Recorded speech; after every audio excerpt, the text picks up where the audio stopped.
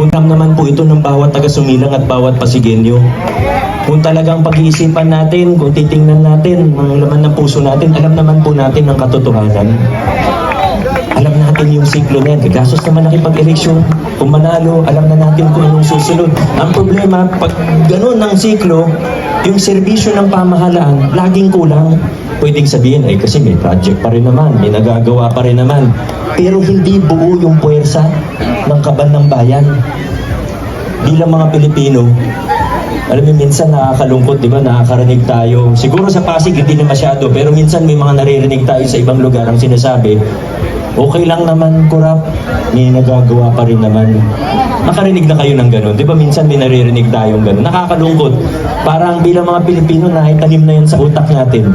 Dapat hindi tayo makontento na 50% lang. Dapat hindi tayo makontento na 90% lang ng kaban ng bayan ang nagagamit para sa atin o para sa kapakanan ng bawat mamamayan.